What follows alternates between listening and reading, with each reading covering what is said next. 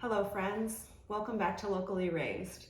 If you're new here, my name is Marta, and today I am going to be making some meals and some snacks for my postpartum self.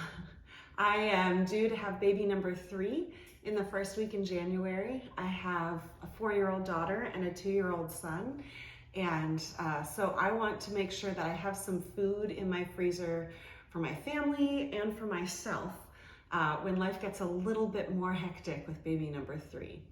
So today we're going to make 5 foods. Some of these foods come from recipes that are recommended for postpartum moms to nourish the postpartum body. And that is some bone broth, some lentil and squash soup, which comes from the book The First 40 Days, and some granola, also comes from the book The First 40 Days, and is a great snacking food for a mom while she's nursing. These are all great for nourishing the mother's body, but I know myself, and I also just want some comfort foods. I am pragmatic. I want to nourish myself, but I also want something that's familiar and delicious and that my family is going to love. So we're also going to make lasagna and some meatballs. Let's get started with the bone broth. To make a gelatinous, really nourishing beef bone broth, you typically want to have 2 kinds of bones.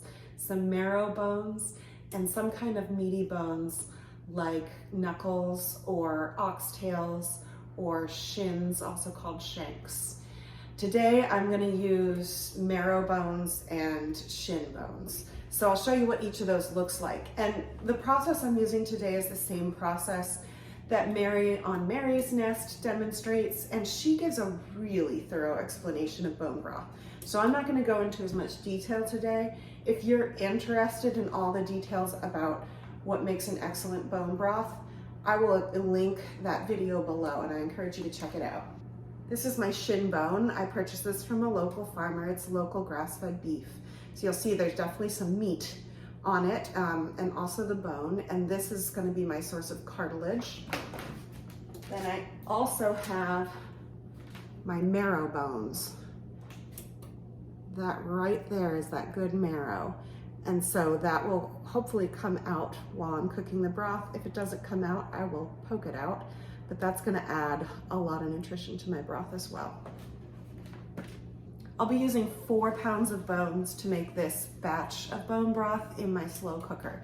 So I'm going to start with my shin bones on a cooking sheet, and I've got my oven preheated to 350, and they're going to go in at 350 for nearly an hour, about an hour,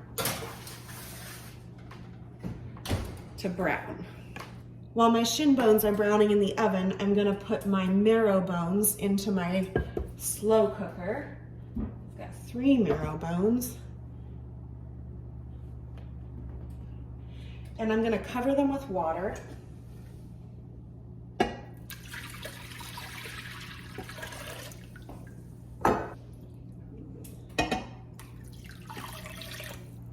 I'm adding just enough water to cover them. And then I'll add a 1/4 cup of apple cider vinegar, which helps to draw the nutrients out of the bones.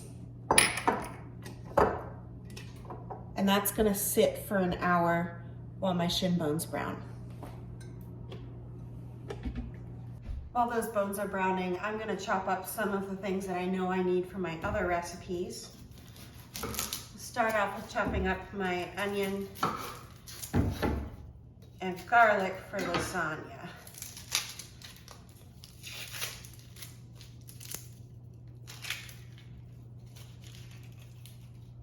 Just realized I need something for these skins. And I'll set these scraps aside for my bone broth.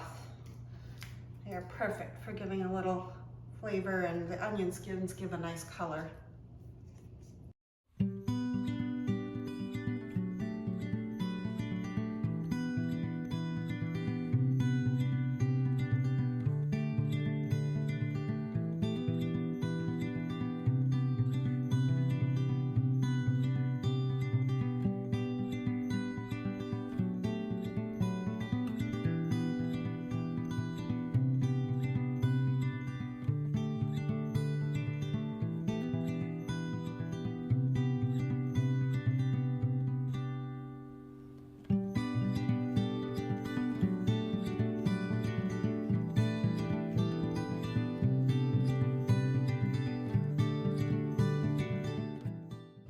making a double batch of the lasagna, so that's 1 onion and 4 cloves of garlic.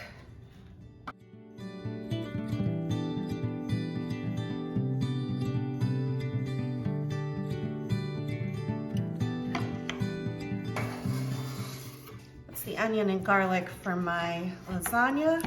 I'm also going to cut up some onion and shallot for the squash and lentil soup.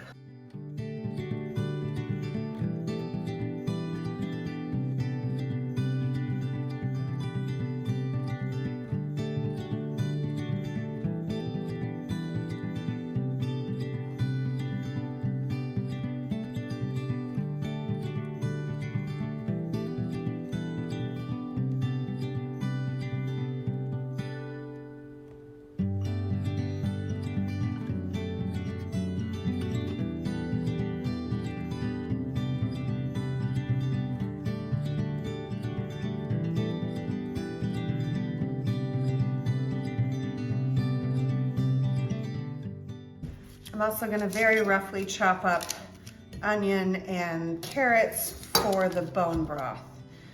These have clearly seen better days, but for bone broth, that is not a problem.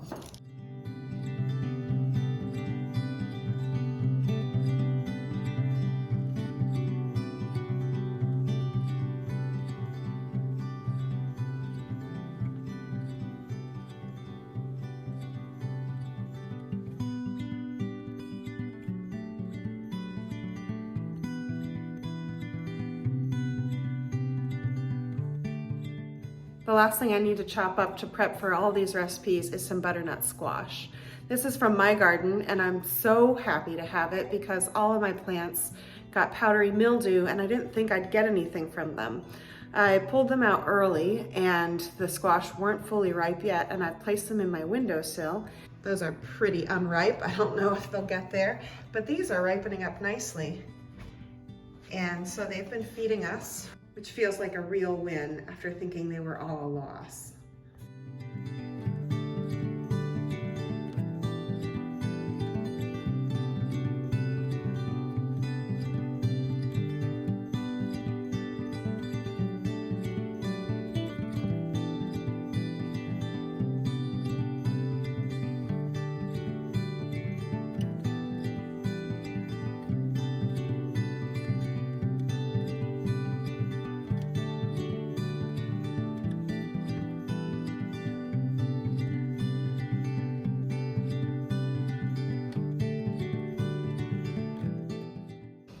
I'm done chopping up my veggies, so I'm ready to start cooking the meat sauce for my lasagna.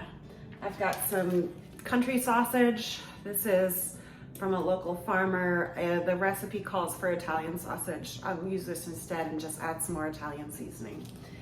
And then I've also got my grass-fed beef. I just ran out of my local grass-fed beef. I'll need to restock soon, and I'm gonna make a video about how I restock, how I find local farmers to stock my meats. But this will do in the meantime. I'm gonna add to my Dutch oven the country sausage.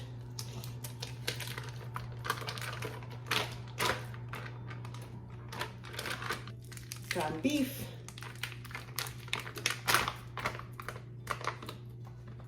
And onions and garlic.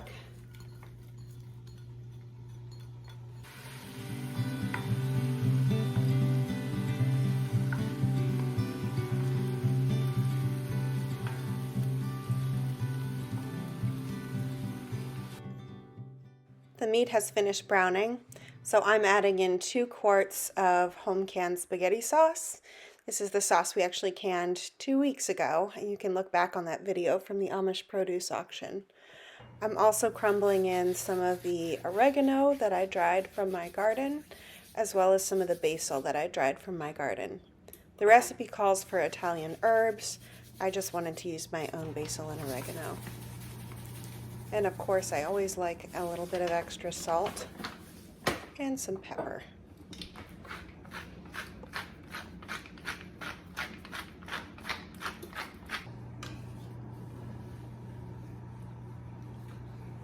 This meat sauce is a little bit thinner than I would like because the spaghetti sauce was a little bit thin. So I'm gonna leave it on the stove on a low simmer and let it cook down a bit, let the flavors meld, let it thicken. Now that that sauce is simmering, I'm getting back to my bone broth. I just hit the 1 hour mark. So those marrow bones have been soaking for an hour and the shin bones have been roasting for an hour. I'm gonna take them out and get them in the pot.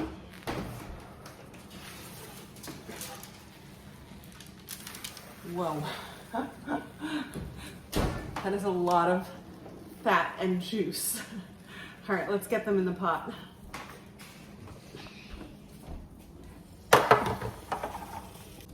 If I had been thinking properly, I wouldn't have used parchment paper because I definitely want all of this good fat and juice to go into the slow cooker. So I'll do my best to get it off the paper, but that was a mistake on my part.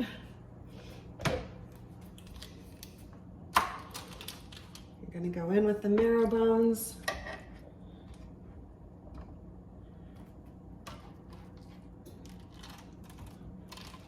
Oh, wow, they are juicy. See if I can get that juice in and that fat.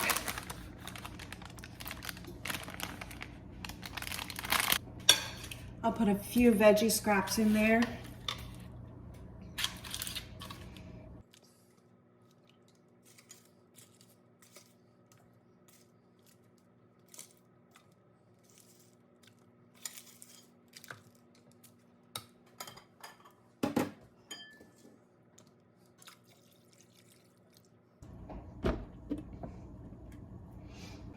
I'm gonna use Mary's trick now from Mary's Nest, and that is to put this on high, let it come up to a light simmer to temperature, and then set it to keep warm.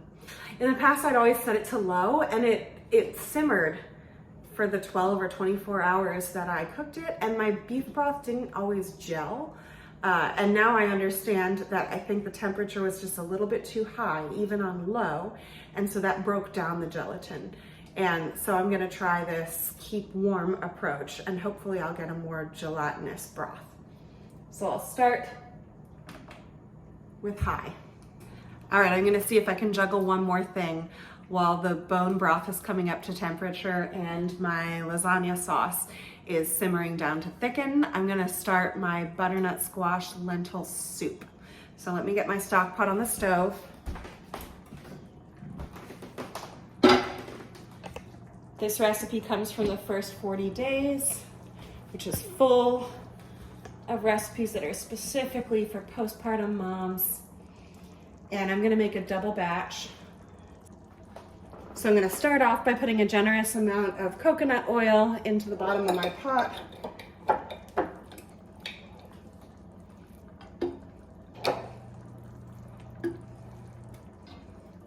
My coconut oil has melted. I'm gonna add in my onions and shallots.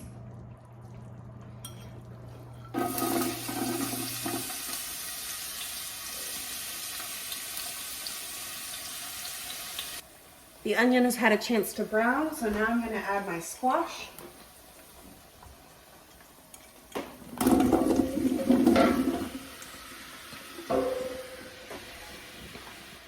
I'll add 2 teaspoons of cumin.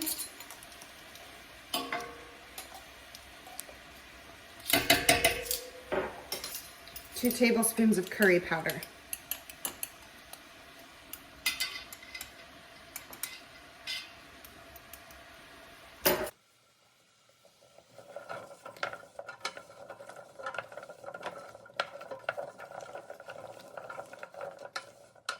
The butternut squash mixture has had a chance to saute for a bit, so now I'm going to add in my broth. The recipe calls for 4 quarts, well, because I'm doubling it, 4 quarts of vegetable broth or mushroom broth. What I have on hand is turkey broth. It's a little bit more rich, so I'm going to use 2 quarts of broth and 2 quarts of water. I really try to use what I have on hand rather than shopping for the recipe. This sauce has thickened up nicely. So I'm going to take a taste and see if we're ready to move on.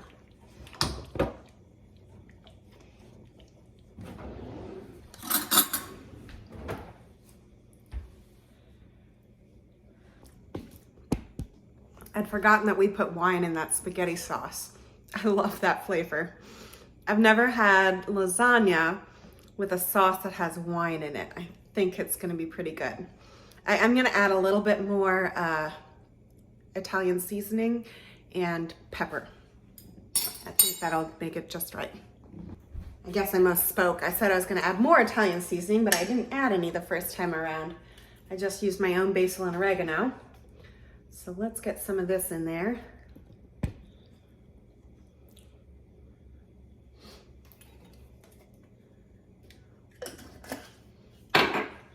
And some more pepper.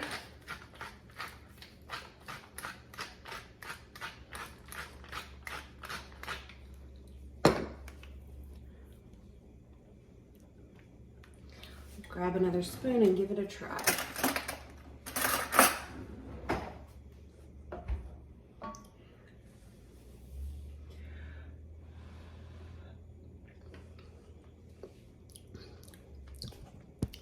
That's delicious. I'm gonna mix up the cheese for the lasagna now and I can start to assemble. All right, let's assemble the cheese mixture. I'm doubling the recipe, so I need 4 cups ricotta, which is conveniently the entire tub. Ooh, that came out clean. All right, 3 cups mozzarella. I don't mind approximating these things. We'll call that 1, 2, 3. I'm gonna eyeball the 1/2 cup of parm.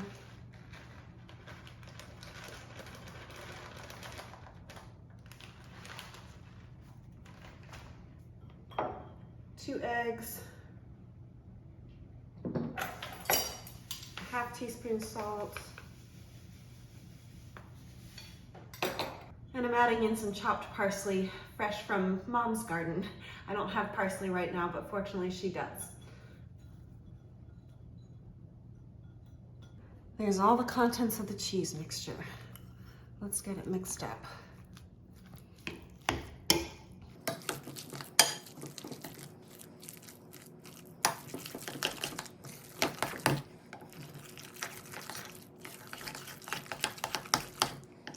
Everything is ready to assemble. I'm going to spray my pans and start with just a little meat sauce on the bottom.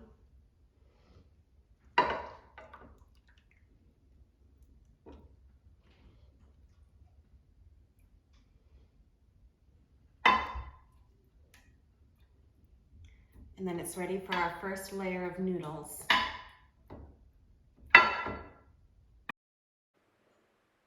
About 6 months ago, John and I went gluten-free.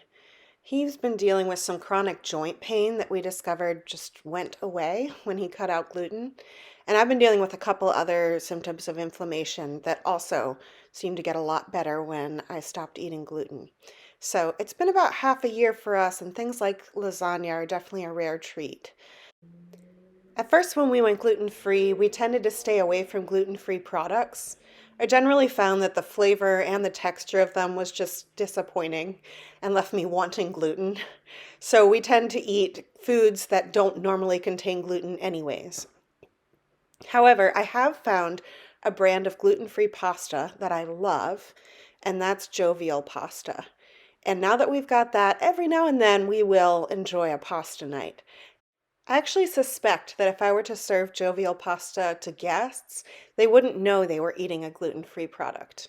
I haven't put that one to the test yet. Maybe I'll try it in the future, but I do really appreciate the flavor and the texture. So I'm using Jovial's lasagna noodles here. I haven't had their lasagna noodles before, but I've liked everything else by theirs. So it is a special treat for us to be able to have some lasagna. You'll notice I haven't pre-cooked these lasagna noodles. Because this is going into the freezer and will be baked afterwards, I really don't want cooked noodles sitting with all that filling for the next few months. So I looked at the box and they actually had instructions for making a lasagna with these noodles without pre-cooking them. You just cook it in the oven a little bit longer. So I'm glad to be able to skip that step. They are a little bit irregular in shape because they haven't been cooked, so you'll notice I've broken a few of them just to try to make them lie flat. But to me, it's totally worth it to just be able to skip that whole cooking step. This is my first time making a double batch of lasagna to freeze. I've always made just a single lasagna in the past for the family to eat right away. And now that I've done this, I think if I were going to do it again, I would make a quadruple batch. It's just not that much harder to make two than it is one once you've set everything up assembly style. And so when I think about the effort of preparing the ingredients for a lasagna, I think, why wouldn't I just make four? And we'd have plenty for our freezer, and it just wouldn't be that much more work. I want to be sure that these meals are something anyone can put in the oven so that if I'm tired postpartum, I can have John or my mom go to the freezer and grab one of these and know exactly what to do. So I've got the instructions on each one and the cheese that goes on in the last 10 minutes of baking. I know that adding the cheese to the top of each one makes them less stackable, but it's still worth it to me to know that I've got a complete package that anyone can cook. Getting back to the squash and lentil soup, the squash has now had sufficient time to cook, and I'll be adding the lentils. I try to soak my grains and legumes before cooking with them. This removes the phytates that can tend to inhibit good digestion and good access to the nutrients in these foods. So although this was not in the instructions for this particular recipe, I soaked these lentils last night by covering them in water and adding about 2 tablespoons of vinegar to that water. Adding a little bit of acid allows the breakdown of the phytates so that this food is digestible and the nutrients are accessible.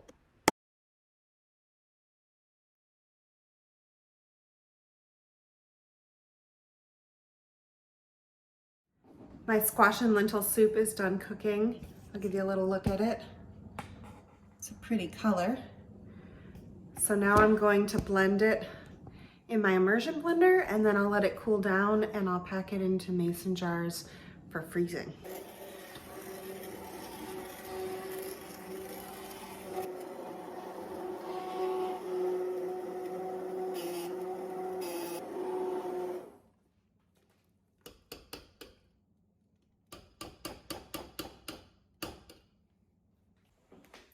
At this point, the recipe calls for adding a little bit of soy sauce. I'm going to use coconut aminos. Keep it gluten-free. The recipe does not call for any salt. Of course, this is salty, but I have a hard time not adding any salt. So I'm going to give it a taste and see what I think.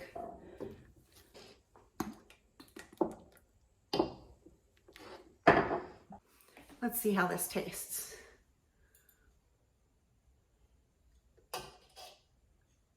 The texture and the color are beautiful. It's just a yellowish orange.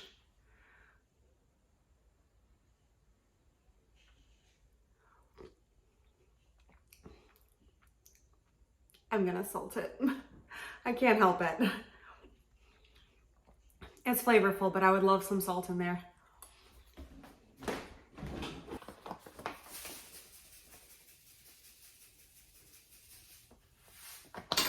All right.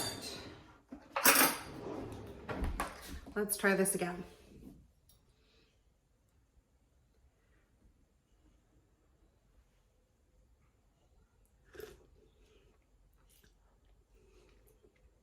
It's great. I can see how that would be really soothing and easy to digest during those early postpartum days when your body is just worn out. I am looking forward to having some of that in a couple months. I'm gonna let it cool. Let me show you how beautiful the color and texture are though. I don't know if I gave you a good view. There it is. And once it's cooled, I'm gonna pack it into mason jars and freeze it. I need to check in on the temperature of this bone broth. If you remember, it's still set on high. I'm waiting for it to come to about 160 to 170 degrees, and then I'll set it to the keep warm setting. It's taking longer than I expected. So this has been on for a couple hours. I checked it after about an hour and a half, and it was at 140. So I'm gonna check it again.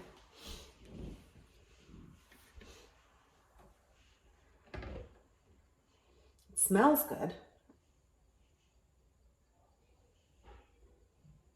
Okay, it's at 174, so that's perfect. I'm gonna set it to keep warm. And I think I'm gonna let this one go overnight.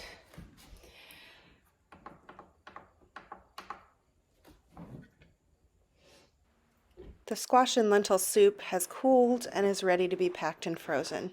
Typically when I freeze something liquid, I freeze it in plastic containers that I can stack in my deep freezer, or I freeze it in Ziploc bags that will lie flat and I can pile them in the deep freezer. However, I happen to have some space in the upright freezer connected to my fridge right now, so I want to put this soup in there where I can easily grab it and it's very convenient. I chose to use glass jars just because every now and then I like opting for glass to try to get a little less plastic in my life. Freezing in glass jars does require some care.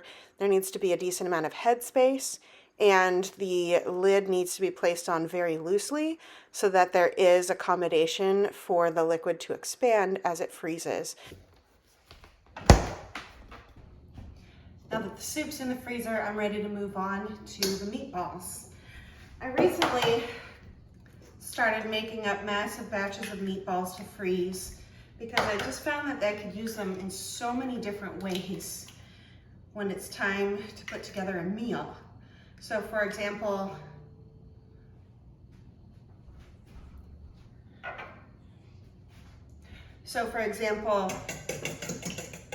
sometimes those meatballs go into a meatball sandwich, although we've been gluten-free lately, so that's not as fun. We'll put it in a spaghetti sauce over noodles. I've made an imitation recipe, a copycat recipe for IKEA's Swedish meatballs, and we'll eat meatballs in a gravy. Sometimes we just heat them up and eat them like cocktail meatballs. I dip them in a combination of hot sauce and grape jelly, and they're delicious that way. I used to make meatballs with actual chunks of onion in them and actual minced garlic in it and lots of different seasonings. And I have now cut it back to super basic. My kids don't like to find chunks of onion and garlic in their meatballs. So I just use onion powder and garlic powder to satisfy those kids that are sensitive with texture. My daughter's sensitive about texture. And I keep the flavor palette super neutral too, because like I said, we like to use these in a variety of ways. So for example, I'm not gonna add any Italian seasonings because I want to be able to use these in an Italian dish or in a Swedish meatballs dish or as a cocktail meatball. And so I really just keep it to salt, pepper, garlic powder, onion powder, and then I can flavor more particularly when I heat these up to use. I mentioned my husband and I have been gluten-free lately, so I'll be using almond flour, but you can certainly substitute actual wheat flour if that suits your palate better. The texture is a little better, I think, with wheat flour.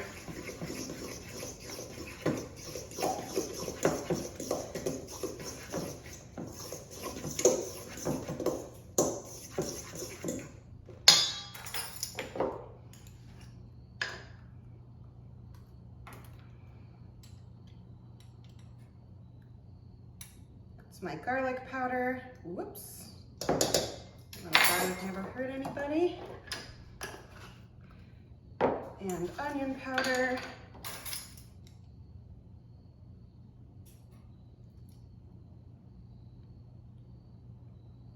I accidentally got a little heavy-handed with the salt the last time I made these, and I made so many of them.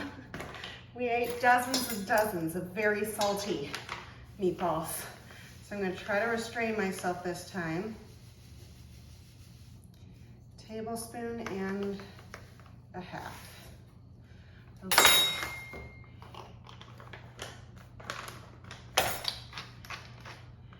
This has got to be the slowest way to get a lot of good pepper into your dish. I've been meaning to grind up a bunch of peppercorns at once in a food processor, but I just haven't done it yet.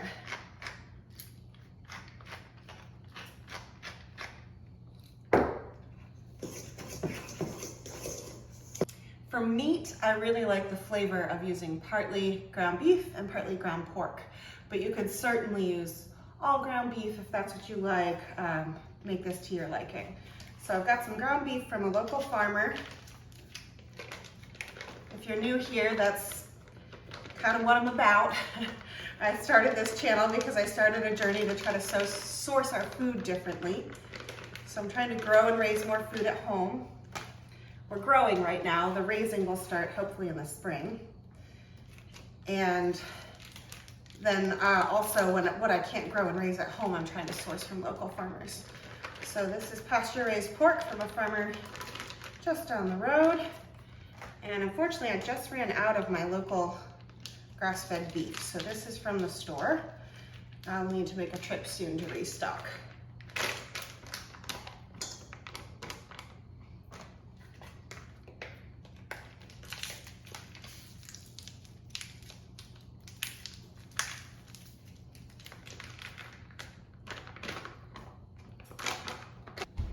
I have found that there's just no better way to get this mixed up than with your hands.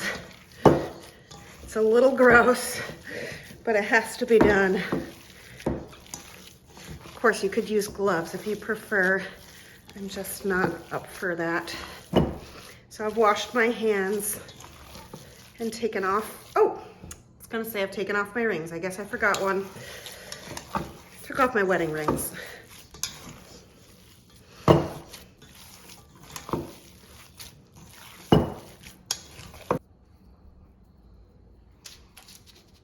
You can make whatever size you like.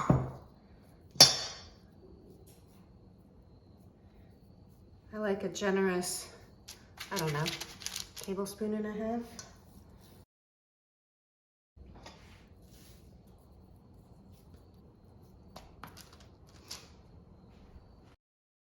The oven is set to 400 degrees. These will bake for 8 minutes, and then I'll flip them and they'll bake for 7 more minutes on the other side.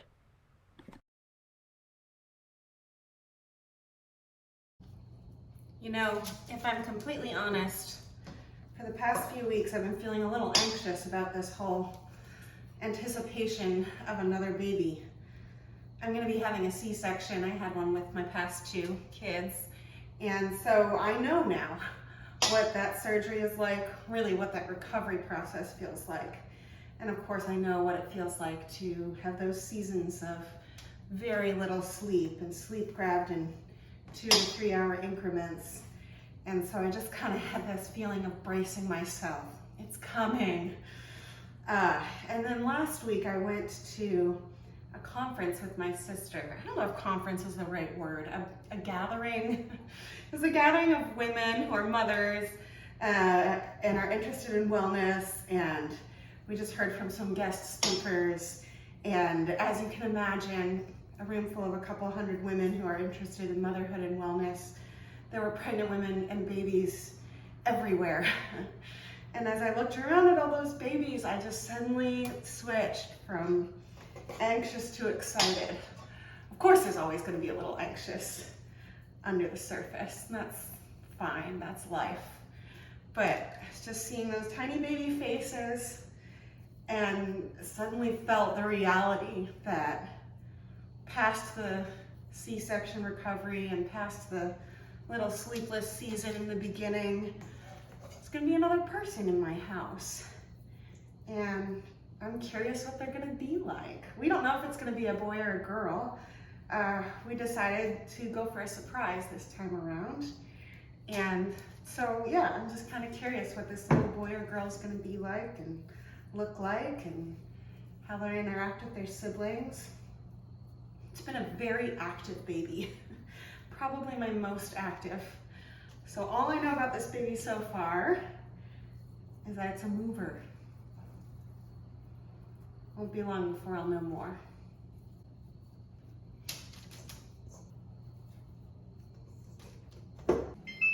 That's 8 minutes. Time to flip.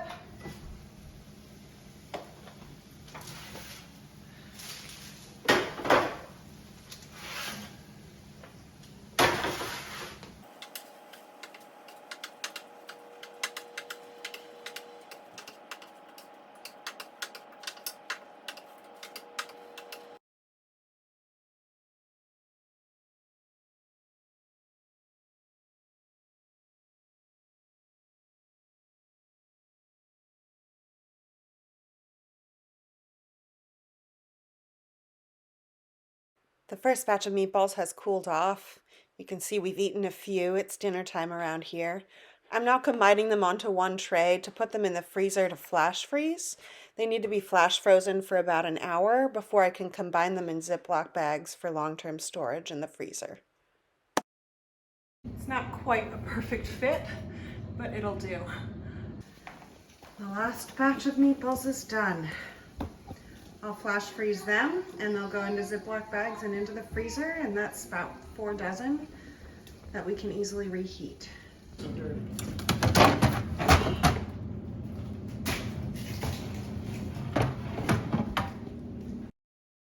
After about an hour in the freezer, the meatballs go into quart-size Ziploc bags for long-term freezer storage.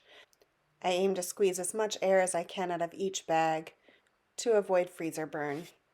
The bone broth has now been simmering overnight, so I'm back with you the next day. It's been almost 24 hours that this has been on. So I turned it off to let it cool for a bit about half an hour ago, and I'm ready to strain it. It smells good, and it definitely looks gelatinous and fatty. You don't really see the gelatinous until it cools, but I think this is going to gel. I'm encouraged. So let's get this strained.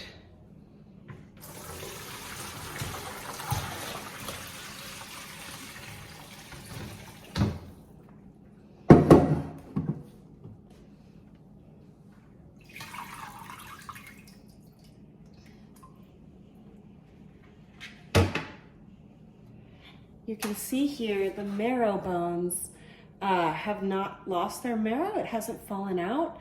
So I'm gonna push it out and add it to the broth because that's definitely got some good stuff that I want.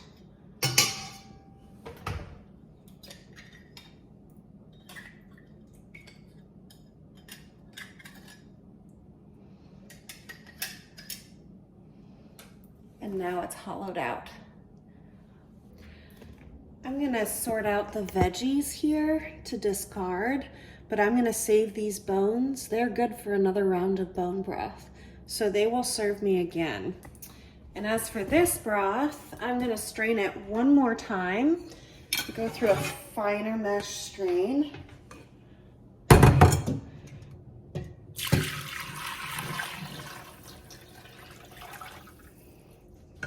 It looks like that straining caught some of that white marrow I just got out, so I'm just gonna mash it through with a spoon. And it's coming out.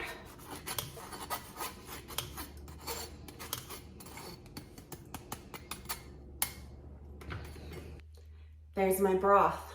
I'm gonna put this in the fridge so that some of the fat that I don't want will congeal at the top, and I can scrape that layer off. And then everything that remains is what I'm gonna pour into quart mason jars and freeze for later. At last, I'm ready to make my final postpartum prep recipe. I'm making a granola recipe that comes from the book, The First 40 Days. This is a peanut butter, black sesame, coconut, and chocolate granola, which sounds rich. I haven't made it before, but it sounds like something I'm going to like. I don't have the black sesames yet. I just ordered them online because it's not something I could find at my local store, and it happens to be arriving tomorrow. So I'll assemble this granola and bake it today, and I can just throw in those black sesames tomorrow when I get them.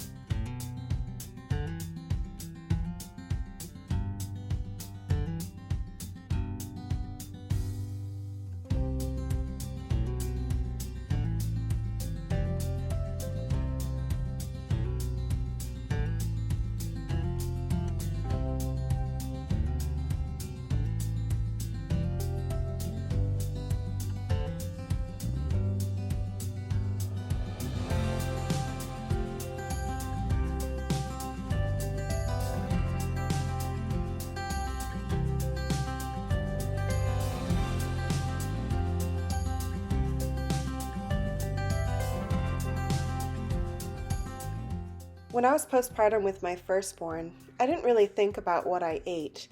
I was in survival mode and I just ate whatever I could get my hands on. But since then, I've learned that there are many cultures that have very specific traditions and practices when it comes to caring for the woman's body after giving birth. No matter how you do this birthing process, whether you've been through labor and delivery or a C-section, your body has been through a lot. So it makes sense that there might be some foods that can help to restore and replenish and heal. I decided what foods to prepare for today by consulting two sources. One source is the book The First 40 Days, which details a traditional Chinese approach to postpartum care. And I also reached out to my friend Rana, who is trained in traditional Moroccan practices for postpartum care. You can find her on Instagram at Holistic Postpartum. I asked her if you are going to recommend 3 foods that a new mother should have on hand for nourishing her body, what would they be? Her top 3 foods were bone broth, stew made with pastured meat, and granola for snacking while nursing. Last week I canned boeuf bourguignon, so I'm going to count that as my stew. And now I'll have bone broth and granola ready to go too. The oven is preheated to 300 degrees. These will go in for 30 minutes, but they will be stirred every 10 minutes, just to be sure that they toast evenly.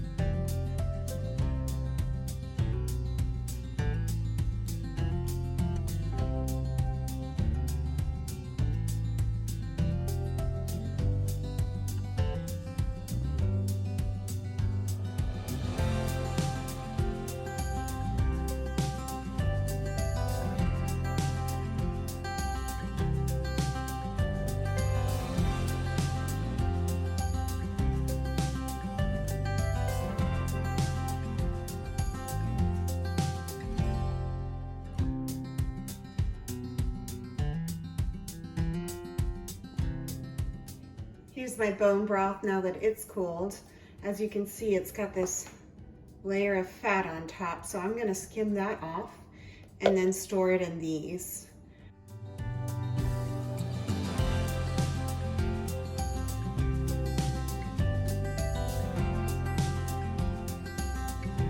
Look at that.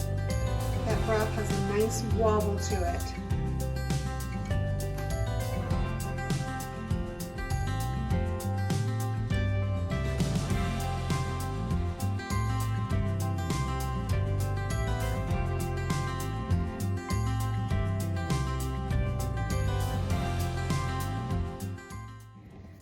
I got 2 quarts out of that. I also have a serving left over that I'll enjoy with my breakfast tomorrow morning. And the bones have already gone back into my slow cooker for another round of broth. Thanks for joining me for this time in the kitchen, preparing some postpartum nourishment for my freezer. Just to recap, we've made 2 lasagnas for the freezer, 6 quarts of butternut squash and lentil soup, 2 quarts of frozen bone broth, 4 dozen meatballs, and a gallon bag of chocolate peanut butter granola. All the recipes will be in the description if there's something here that you want to make yourself at home. Please be sure to like and subscribe. I want to keep sharing videos with you. Goodbye until next week.